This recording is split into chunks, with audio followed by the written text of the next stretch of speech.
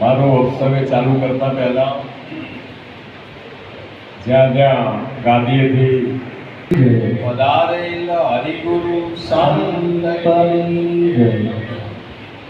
સદગુરુને ચરણે નમો માગુ પ્રેમ પ્રસાદ દયા કરી દીજીએ હરિરસ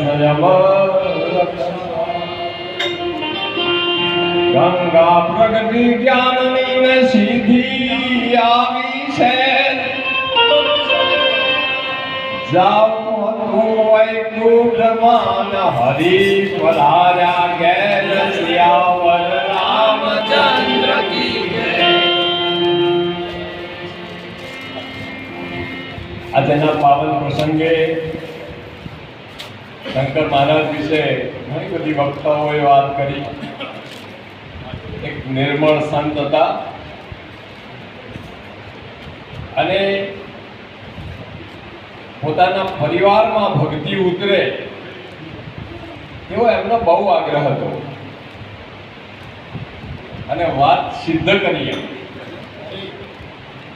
લક્ષ્મણભાઈ ક્યાં મેળાવડો કરું પણ બોધ નહીં લો.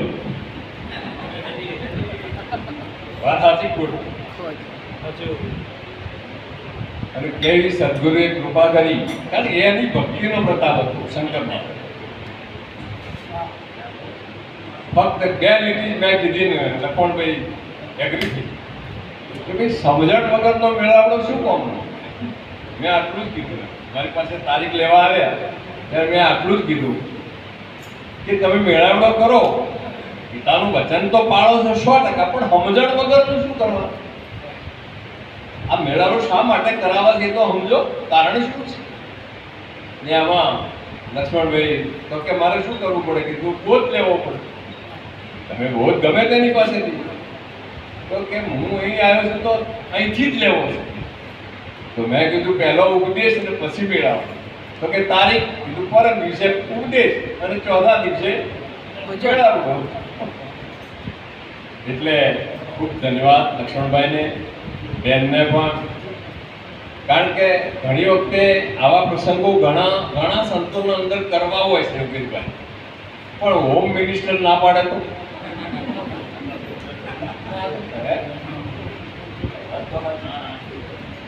એટલે એક પરિવારને ખૂબ ધન્યવાદ. ગુરુ મહારાજ એમની ભક્તિમાં ખૂબ નિષ્ઠા વધારે, સૌ વાતે સુખી થાય એવી ગુરુ મહારાજને મારી પ્રાર્થના છે. આજના આ કાર્યક્રમમાં ઉપસ્થિત આદરણીય ભિખારી મહારાજ સુંદર સંચાલન કરતા હતા એવા મહેન્દ્ર મહારાજ, શરીયતથી પધારેલ આદરણીય વેલજીરામ સાહેબ, હમણાં અઠવાડિયે પહેલા જ મને શરીયત બોલાવ્યું હતું. હમણાં સરસ ભજન બોલ્યા વસરામ મહારાજ, એ લીલારામ મહારાજનું ભજન બોલ્યા. એ વાત પછી હું કરું લીલારામ મહારાજ વિશે. આદરણીય જબરસિંહ મહારાજ, અમારા ચહેરા મહારાજ, આદરણીય ભિખારામ મહારાજ, અમારા યોગેશભાઈ, રિટાયર્ડ પીએસઆઈ શ્રી જોડાભાઈ, અને હમણાં ભજન ભજવી બતાવ્યું એવા દેવપુરી મહારાજના પૌત્ર, મારે બાપુને યાદ કરવા પડે. એમનું દર્શન કોઈને કર્યા હોય એને ધન્ય છે. દેવપુરી મહારાજ એક એવી વ્યક્તિ હતા, એના માઇક ના જોયું. માઇક વાળા કે બાજુ એટલું નિત્ય નિત્ય જગત જમાડે વાલો મારું, નિત્ય નિત્ય જગત જમાડે, જરા થાળ બોલે ને માઇક વાળા માઇક બંધ થઈ જાય, બહુ બાજુ મૂકે. કારણ કે આ બ્લડ રિલેશન છે. દાદાના સંસ્કાર પૌત્રમાં ઉતર્યા છે. ભક્તિ તો બહુ જબરદસ્ત વસ્તુ છે, એ બ્લડમાં આવે. પણ સાચા અર્થમાં ભક્તિ થઈ હોય તો એવા આદરણીય દેવપુરી બાપુને પણ મારે યાદ કરવા પડે. ભાઈ સુરેશપુરી આવ્યા છે એટલે વળી અહીંયા આજે તો રાજસ્થાનમાંથી અમારા લક્ષ્મણભાઈના ઘણા બધા સગાવાલા આવ્યા છે. આદરણીય નારાયણભાઈ, લલિતભાઈ, બધાનું નામ મને આવડતા નથી, બધી બહેનો પણ આવી છે. પિંડવાડા અને કોજરા હું પણ ગયો છું. એ બે સૌ આ વરસાદમાં પણ તસ્તી લઈને આવ્યા છે, તો એ સૌને પણ ખૂબ ધન્યવાદ. વળી નીચે બિરાજમાન બધા સંતોને ખૂબ મારા વંદન છે. વળી આ કાર્યક્રમમાં જેણે વિશેષ ભોગ આપ્યો છે, અડિયો કરવી કોઈ સહેલી વાત નથી. આ તો કરવું, બોલવું સહેલું, પણ કરવું અઘરું છે. એવા અમારા મફતરામ મહારાજ એટલે તન મન ધનથી અઠવાડિયા 10 દિવસથી દોડ કરતા હતા. ગુરુ મહારાજ એમને પણ ખૂબ સુખી રાખે એવી મારી સદગુરુને પ્રાર્થના છે. ઘણા બધા વક્તાઓ બહુ સારી વાતો કરી છે. તો આ ભજનનો હેતુ શું? ભજન શા માટે? આપણે બધા ભજન કરવા તો ભેગા થયા છીએ, પણ ભજનનો હેતુ શું છે? શા માટે ભજન કરવું? તો મહાપુરુષો તો બોલ્યા છે કે હરિભજનનો એટલો મોટો પ્રતાપ છે. પ્રીતમ મહારાજ તો એવું બોલ્યા, હરિભજન થકી છોટા હોય તે સૌથી મોટા થાય છે. તન તાપ ટળે જન્મ મરણના સંશય સર્વે. હરિભજનનો આટલો મોટો પ્રતાપ, નાનો માણસ મોટો બની જાય અને જન્મ મરણ જાય. હા, મોટામાં મોટું જો દુઃખ હોય, ઉપાધિ હોય તો જન્મ મરણની છે. આ કોણ મટાડે? કોઈ દવાખાનું જન્મ મરણ મટાડવાનું છે? પાલનપુરમાં, સિદ્ધપુરમાં, મહેસાણામાં, અમદાવાદમાં, મુંબઈ સુધી તો મેં જોયું. હાડકાના ડોક્ટર, મગજના ડોક્ટર, ફેફસાના ડોક્ટર, આ બધો બોર્ડ લાગ્યો છે. ગાયનેક, ઓર્થોપેડિક, પણ ક્યાં જન્મ મરણ મટાડવાની હોસ્પિટલ હોય બતાવો. એ જન્મ મરણ મટાડવાનું કામ સંતોએ લખી દીધું. અરે જન્મ મરણ માટે જાય રે સાયે,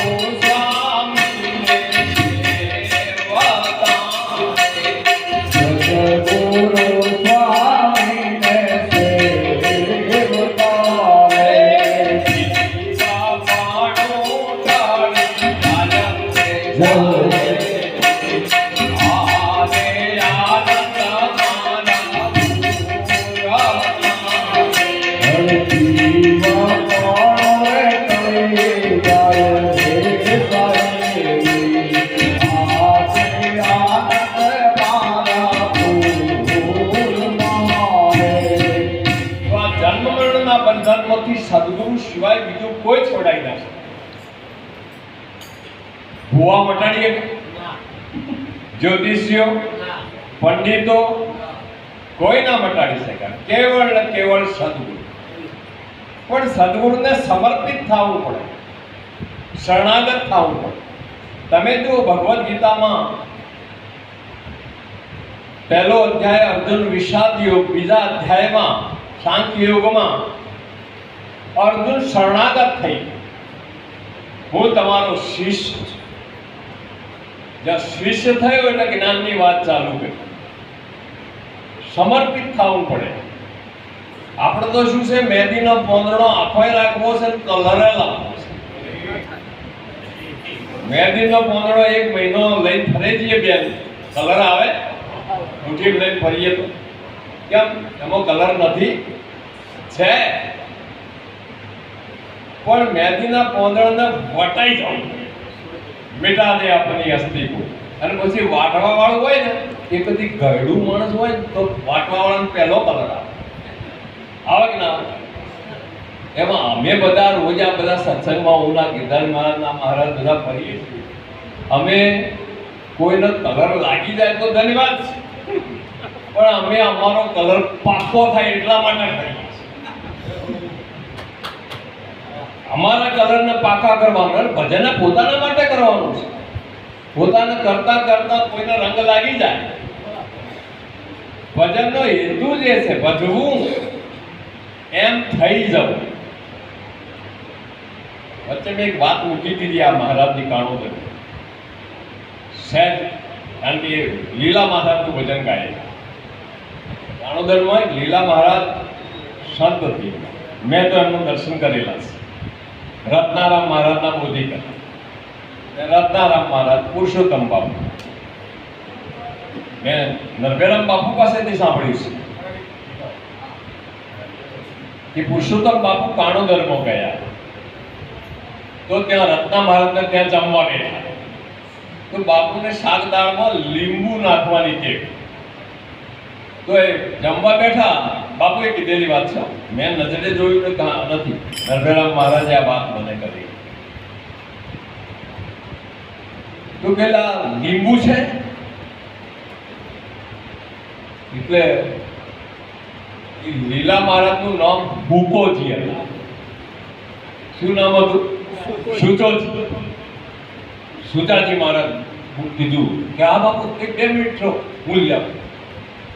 દોડતા જઈને તાજુ કક્ષી લેબુડી ગયો હશે ખબર એમ, જઈને લાઈને લીંબુ કાપીને આપ્યું. પરસોત્તમ બાપુએ કીધું કે તમારું નામ શું છે? કે બાપુ હુચોજી. અરે તું ચો હુચોજી છે, તું તો લીલોજી છે. હકીકત છે સાહેબ. એટલે ગુરુ નામ બદલી શકે, ગુરુનું નામ આપણે ના બદલી શકીએ. ગુરુનું તો રાઈટ છે. એવો કેટલા નામ, તમારા આનંદજી મહારાજ રસલુ ગુરુ, એમનું નામ ધોળાભાઈ હતું. પરસોત્તમ બાપુ એના આનંદજી કહ્યું. એટલે એવા કાણોદરમાં વચ્ચે ભક્તિ શાંત થઈ ગઈ. વચ્ચે એક પીરિયડ એવો આવ્યો કે ઇસ્લામ ધર્મ વાળા કટ્ટરવાદ તરફ વળ્યા અને જે જૂના મહાપુરુષો હતા એ બધા વિદાય થઈ. વજીર મહારાજ ને બધા મહાપુરુષો હતા. અલીબદ માસ્તરના બધા, આ બધાને મેં જોયેલા ભાવ. 2 વજીર, એક મોટા નાના 2. સુલતાન મહારાજ ખરું. એ સમય વચ્ચે એવો આવ્યો. વસરા મહારાજનો વખાણ નથી કરતો, પણ એ જ ભક્તિ કાણોદરમાં, કારણ કે સંતોનો પગલો થયેલો હતો, એટલે એ બીજને પ્રગટ આ મહાપુરુષે કરી છે. એમને મારા વંદન છે, કારણ કે ભક્તિને ટકાઈ રાખવી વરવી શૈલી છે, પણ એને ટકાઈ રાખવી બહુ અઘરી છે. વરવી આ એ તો સમજણ પહેલા થઈ જાય તો બાપુ બોધ કરજો બરો મને.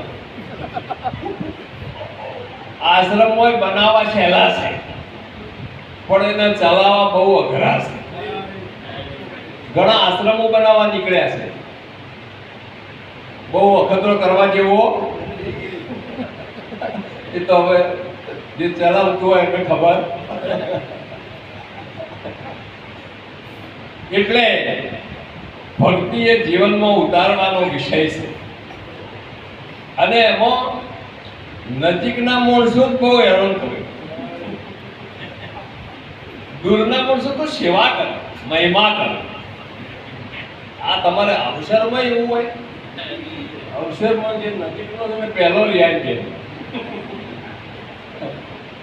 બહારના માણસો તો તમારું કાંઈ બગડે નહીં, સાહેબ પણ એનું ધ્યાન રાખે. એટલે આ બહુ અઘરી છે ભક્તિ વરવી. હમણાં બોલ્યા આપણા મહારાજ, શું કરો? રાજી થઈને કરજો. એનો વરી છે આપણે મેન તમે. એટલે આ પોપાભાઈનું રાજ છે જ નહીં, ભક્તિ એ પોપાભાઈનું રાજ. આ તો ઘણા કે બાપુ તમે તો ગાડીઓમાં ફરો, તમે તો ગાડીઓમાં ફરો છો, તમારા જેવી ઘર કોઈને નથી. 1 દાડો 2 દાડા હાથે આવો અમારા તો ખબર. તો જન્મ મરણનું બંધન સદગુરુ જ છોડાય છે. અનંત કાળથી આ જન્મ મરણ સંતો બોલ્યા છે 184 યોની પછી મનુષ્યનો અવતાર મળ્યો છે. ભાઈનો હોય કે બહેનનો, પણ મૂળ તો મનુષ્યનો અવતાર છે. અને મનુષ્યનો અવતાર કેવો? આવા સંતો વચ્ચે આપણને મૂક્યા છે. હવે આ અવસર જો ચૂકી જઈએ તો 84 નક્કી જ છે. એટલે યુવાવસ્થામાં જાગવાની જરૂર છે. વ્યસનોની વાત પણ મહારાજે હમણાં બહુ સારી કરી, કારણ કે વ્યસનોથી માણસ પાછો પડી જાય છે. એના ભક્તિનો માર્ગ સૂચતો નથી. એટલે વ્યસન મુક્તિ યુવાન ભાઈ બહેનોએ, અત્યારે તો બહેનોએ મસાલા ખાય છે, પડીકીઓ ખાય છે. હા, તમે મજૂર લાવો તો કે 10 પડીકી આલવી. હવે આ લાંબા ગાળે જ્યાં સુધી શરીર બરાબર હોય ત્યાં સુધી આ વ્યસન હેરાન ના કરે, પણ જ્યારે શરીર થાકે ને એટલે વ્યસનનો હુમલો થાય, કાઢવા જેવું છે. પછી આગળ જઈએ તો મનુષ્યનું શરીર તો મળ્યું છે, પણ આ દેહમાં તમે કોણ છો? શરીર તમારું, ગામ તમારું, ઘર તમારું, બાળકો તમારા, પણ તમે કોણ? આ જાણવાનો ભાવ જગતગુરુ શંકરાચાર્ય વિવેક ચૂડામણીમાં લખ્યું છે કે 3 વસ્તુ દુર્લભ છે. એક તો મનુષ્યનો દેહ મળવો દુર્લભ, આપણને મળી ગયો, કાંઈ ખર્ચ જોયું, માતા પિતાના પુણ્યના પ્રતાપથી આવું સુંદર કાયા મળી છે. પણ ખાવું પીવું, ઊંઘવું, ભોગ ભોગવવા, મરી જવું એટલા માટે મળ્યો. આ દેહમાં તમે કોણ છો? આવું જાણવાનો ભાવ બધાને થાય? ના થાય બધો. એ તો કોઈ મુમુક્ષુ જીવ હોય જેને સંતોની સોબત થાય એના આવો ભાવ કે આ દેહમાં બોલે છે કોણ છે, ક્યાંથી બોલાય છે.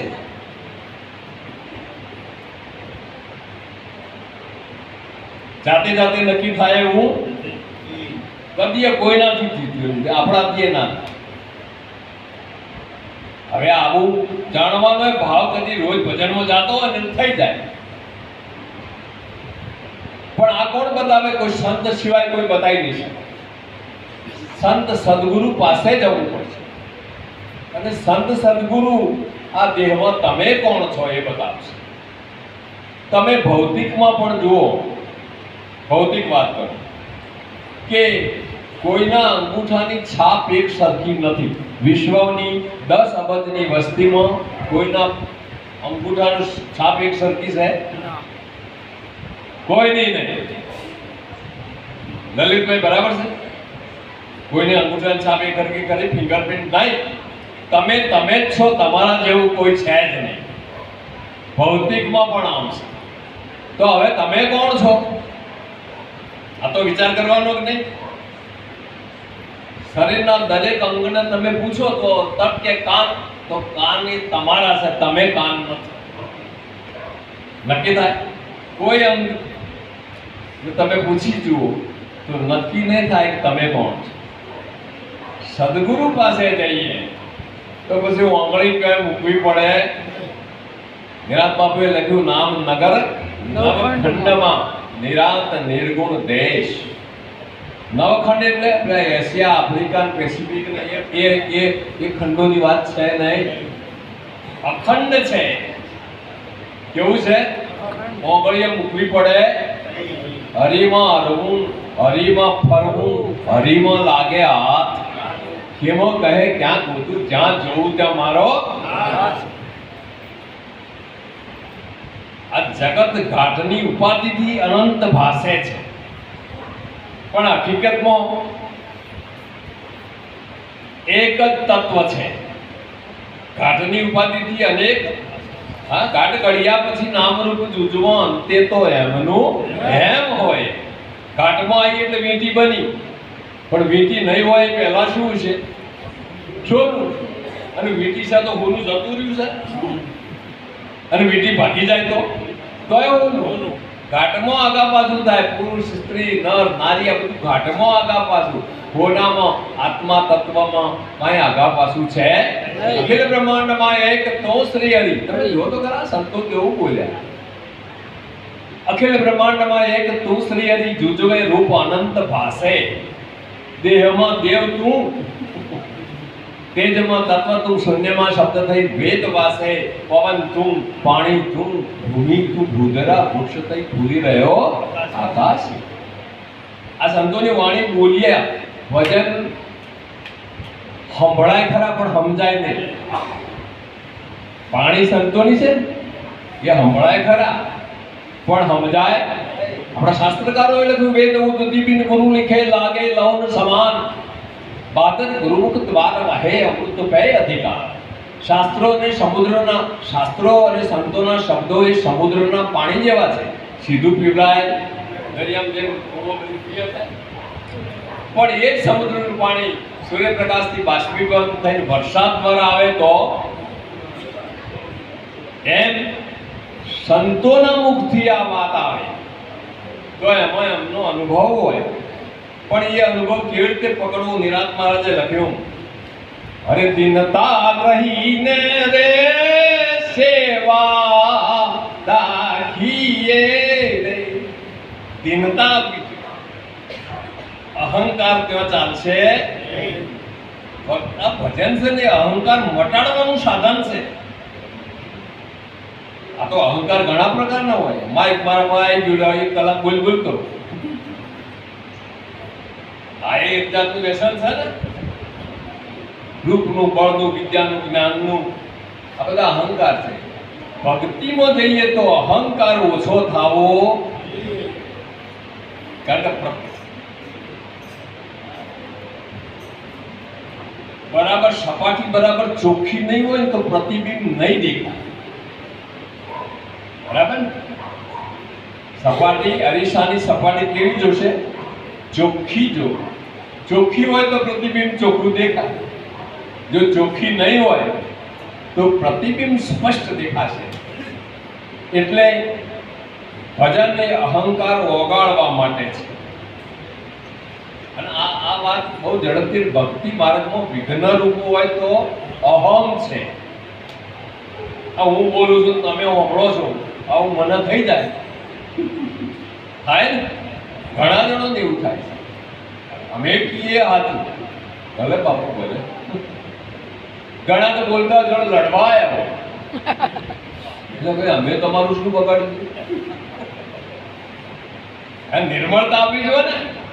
હંસા વેણ હરે ને નામિયા, હંસા વેણ હરે ને નામિયા.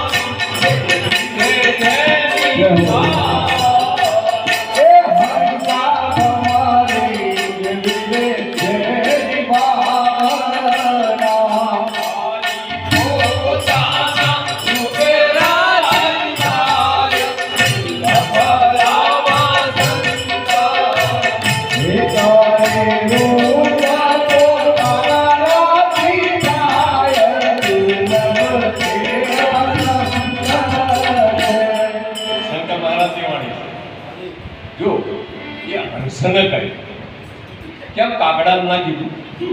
કોઈ સંતે કાગડા ને કીધું? બધા હંસને કહે છે. કારણ શું છે?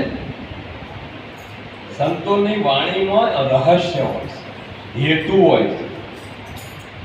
તો હંસને એટલા માટે કે હંસની ચાંચમાં ખૂબી છે કે તમે દૂધનો વાડકો એના આગળ મૂકો, એ ચાંચ ખાલી અંદર ડબોળે તો એનો સત્વનો ગઠ્ઠો થાય, પાણી નીચે પડી રહે, સત્વ સત્વ ખાઈ જાય. મારે તમારે પણ આ હંસવૃત્તિ લાવવી પડશે. કારણ કે આપણે ગ્રસ્તાશ્રમમાં છીએ કેટલા મૂર્ખાઓ જોડે વ્યવહાર તો કરવો પડે કે ના કરવો? ધંધામાં ઠગાવાલામાં આ તે તો બધા હરખો થોડો હોય. પણ હંસવૃત્તિ સારી વસ્તુ લેવાની, ખરાબ હોય ફેંકી દેવાની. અમે ભણતા એટલે એક કવિતા આવતી, સજ્જનો સુપડા પેઠે દોષ ત્યાગે ગુણ ગ્રહે, દુર્જનો ચાળની પેઠે ગ્રહે દોષ ન તજે ગુણ. સજ્જન માણસો બેનો હુપડાથી હોય, આ નવી દીકરીઓ કોઈ ખબર નહીં હોય, હુપડાની એ ખબર નહીં હોય. અરે મેં એક જગ્યાએ એક છોકરાને પૂછ્યું કે દૂધ ક્યાંથી આવે છે, તો કે ડેરીમાં. એને ખબર જ નથી કે ગાય ભેંસના વચોળમાંથી આવે છે. એમ નવી બહેનોને ખબર જ નથી. જે જૂના માણસો છે હુપડાથી આમ હોય તો સારી વસ્તુ ક્યાં આવે? પોતાના પર. અને આ ધાર ઉપર શું આવે? કચરો. પછી લીટી કરે, લીટી કરીને મારે ઝાડતો કે જાય. બરાબર છે? એટલે સજ્જનોને આવું કરવું પડે, સારી વસ્તુ લેવાની, ખરાબ છોડ દેવાની. દુર્જનો ચાળની પેઠે, દુર્જન શું કરે? ચાળની જેમ ચાળો એટલે સારી વસ્તુ ક્યાં જાય? ઉપર કોકરા. કે લક્ષ્મણભાઈના ઘેર ગયા હતા મેળાવડામાં, પણ ફલાણું આમ નહોતું. ઘેર કરી જોજો દાડો ખબર પડે. ઘણી વાર 2 મહેમાન 5 મહેમાન આવે તો આખી હોંજવણા હલમ બલમ થઈ જાય. તો બહાર પ્રસાદ છે મજા આવે છે. ઘેર કરીએ તો ખબર પણ એ શું હોય એમ કહું, ભૂલ જ કાઢવાની ટેવ પડી ગઈ. ખરાબ વસ્તુ જો અને આટલો તો મહિમા કર્યો, આ મફત થોડું થાય છે. એક વખત ઘેર કરીએ તો ખબર પડે. એટલે શંકર મહારાજ કહે છે ભમરી જેવી જેની ભાવ. આકડા ઉપર બેહે તો શું લે? મધ લે. ચોક્કસ એ આકડા ઉપર બેહે ભમરી, પણ મધ ગ્રહણ કરે. એમ આપણે પણ તમે ત્યાં જવું પડે તો સારી વસ્તુ ગ્રહણ કરવી. આચાર વિચારમાં શુદ્ધિ. ગાંધી બાપુએ સત્યના પ્રયોગોમાં એક વાત લખી છે. ગાંધી બાપુ કે માણસ કેવો છે, એના ઘરે જાઓ તો એનું પાયખાનું કેવું છે, જાજરૂ ગંધાતું છે, ચોખ્ખું છે, એના પરથી માણસ કેવો છે ખબર પડે. ગાંધી બાપુ લખે સત્યના પ્રયોગ. અરે બહેનો કેવી છે એના રહોડામાં જવું તારે ખબર પડે. રકમ આ પડી હોય ગંદા, પાણી પીવાનું એ મન ન થાય. ખાલી ભજન ગાવાનું એટલું નથી, આ વાત આપણી રહેણી પણ એવી શુદ્ધ, આચાર વિચાર શુદ્ધ હોવા જોઈએ જેથી કોઈને પાણી પીવાનું મન થાય. આપણે આ બધું જોઈએ. એમ તો ભજન ગાતો તો હોવું ના આવડે. એટલે કે બહેનો કેવી છે તેના રસોડામાં જાવ તો ખબર. ગાંધી બાપુ લખે. મારો કહેવાની વાત એ છે કે ભમરી જેવી જેની વાત. એક જગ્યાએ હું ગયો તે અડધો પોણો કલાક હું બોલ્યો ને, એક ભાઈ ઉભો થયો. મને કે મારા ઉભા રહો. કીધું કેમ? કે તમે અમને લડવા જ આવ્યા છો. મેં કીધું હું તો તમને ઓળખતો જ નથી ભાઈ, પણ મને એ વાતનો આનંદ થયો. તમે મારી વાત તો પકડી, સ્વીકાર તો કર્યો ને. પોતાના ઘણા માણસો લે જ ના, અમને થોડું કી છે, અને આ તો રોજ બોલું જ આવું. ઘણા માણસોને એવું હોય કે અમને તો રોજ બોલવાની ટેવ છે, ફરે જ બોલે જ હોય. પણ સંતોનો કોઈ એવો ભાવ હતો. ભજનમાં જઈએ, સત્સંગમાં જઈએ, હું વાત ટૂંકાવું, હવે બહુ લઘુ નહીં કરું, તો સારી વસ્તુ પકડવાની. કારણ કે ખરાબ ને સારું બધા જ હોય, પણ આપણા સારી વસ્તુ લેવાની, આપણા કામની નથી લેવા દેવાની. ભમરી જેવી જેની. પછી આગળ બોલ્યા, વાણી અમારા મહારાજ જેવી હોવી જોઈએ. હંસા વાણી જેની રે અમરતા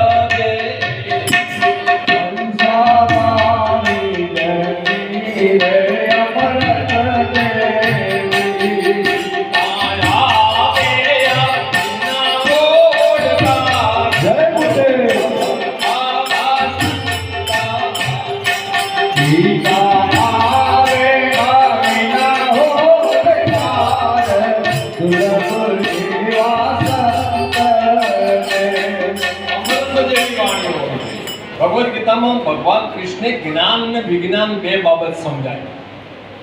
તો જ્ઞાન શું અને વિજ્ઞાન શું?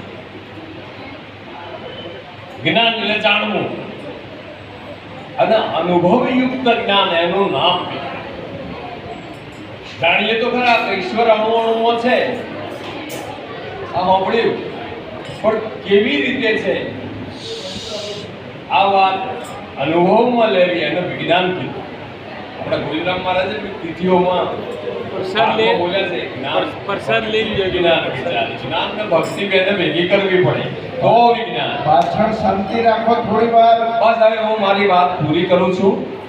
પ્રસાદ માટેનું કહી દઉં. પ્રસાદ આ જ્ઞાનની આવી ઉત્તમ વાતો છે, મહાપુરુષોએ બધી કરી છે, પણ સમય થયો છે તો આટલું બોલી મારી વાણીને વિરામ આપું. ફરીવાર લક્ષ્મણભાઈ એમના પરિવારને